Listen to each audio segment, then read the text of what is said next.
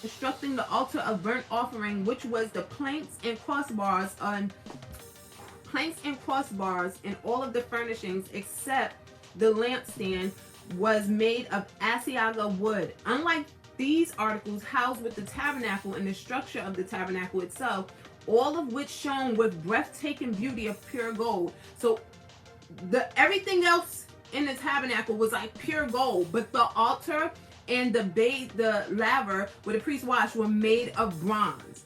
Right? It says the imposing altar was overlaid with bronze, a metal alloy able to withstand the heat of a burnt offering. Now, we know back in those days, they was giving up like cows and oxen and goats and stuff. So picture how hot that fire had to be for it to be a burnt offering.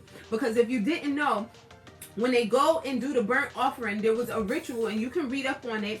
I will encourage you to read up on it of what it is that it happened that they must do. And so when they when they bring in this ox or this goat or this cow or whatever to be a burnt offering, they have to leave it on the altar overnight to let it cook to a point where there will be ashes.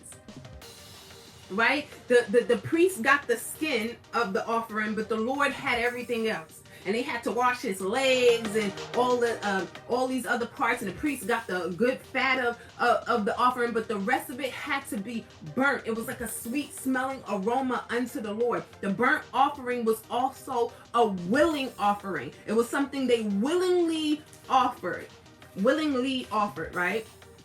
It says, one of the most intriguing details included in this account is its description of the bronze laver, the basin, and its base. Not previously mentioned, the text refers to a particular group of serving women who assembled at the door of the tabernacle. The Hebrew text uses two forms of the same verb to denote the active and ongoing service of the women who were faithfully carrying out tasks of service, and the meaning of the word here, serve, is restricted to the context of sacred duties. These women were memorialized for contributing their bronze mirrors of Egyptian design to be, listen to these words, refashioned into the basin.